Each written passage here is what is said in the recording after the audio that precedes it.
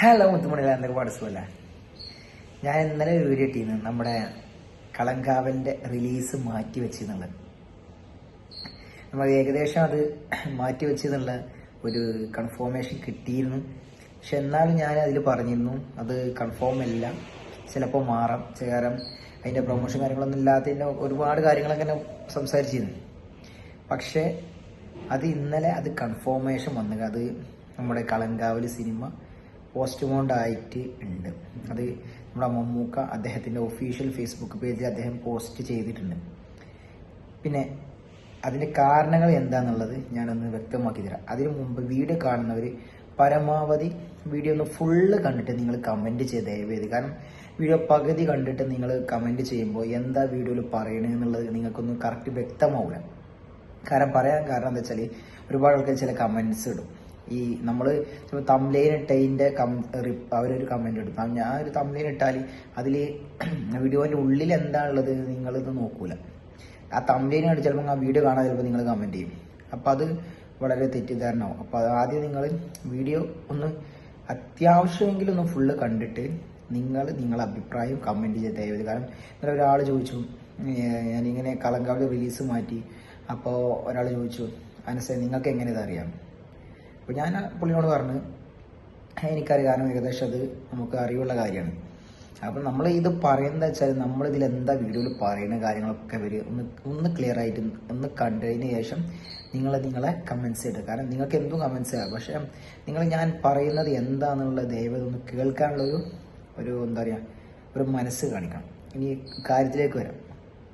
നമ്മുടെ കളങ്കാവൽ ഒരുപാടായിട്ട് ഇങ്ങനെ റിലീസ് മാറ്റി വെച്ചു. അതായത് നമ്മുടെ മമ്മൂക്കയുടെ വിഷു കാരണങ്ങൾ തന്നെയാണ് നമുക്ക് ഒരു പെരുന്നാളിനൊക്കെ റിലീസ് ചെയ്യുന്ന പടം. പിന്നെ അത് മാറി ഒക്ടോബറൊക്കെ റിലീസ് പറയുന്നത്. അതിനുശേഷം പറഞ്ഞത് നമ്മൾ ലാസ്റ്റ് അവർ കൺഫർമേഷൻ തന്നത് നവംബർ 27 പക്ഷേ ഈ നവംബർ 27 കുഴപ്പമില്ലാത്ത ഡേറ്റും കാര്യങ്ങളൊക്കെ ആയിരുന്നു. പക്ഷേ അത് അവർക്കറിയാം ഒരു പ്രൊഡക്റ്റ് അവർ ചെയ്യുന്ന ഒരു പ്രൊഡക്റ്റ് എത്രത്തോളം മറ്റുള്ളവരിൽ നമുക്ക് എത്തിക്കാന്നുള്ളത് അവർക്ക് അതിൻ്റെ പ്രൊമോഷൻ കാര്യങ്ങളൊക്കെ അറിയാം.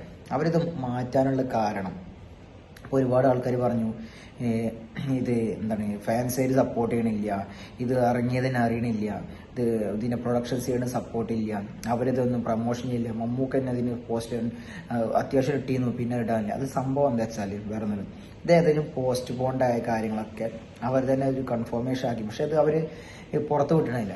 ഇന്നലെയാണ് അവർ പുറത്തു വിട്ടത്. ഇതിന് കാരണം നമ്മുടെ ഇലക്ഷൻ നടക്കുക, നമ്മുടെ പഞ്ചായത്തിലായിട്ടുള്ള ഇലക്ഷൻ നടന്നുകൊണ്ടിരിക്കണം. അതിൻ്റെ 13-ാം തീയതി അതിൻ്റെ റിസൾട്ടും കാര്യങ്ങളൊക്കെ ഇങ്ങനെ വരും. അപ്പോൾ ഇപ്പോൾ അതിൻ്റെ ഇലക്ഷൻ്റെ ഒരുപാട് ഓളങ്ങളായിട്ട് ഒരുപാട് തിരക്കും കാര്യങ്ങളൊക്കെ. അപ്പം നമ്മുടെ സിനിമ ഇതിൽ റിലീസ് ചെയ്താൽ ചിലപ്പോൾ എന്നല്ല, ഇതിനെ കാര്യമായിട്ട് തന്നെ ബാധിക്കും.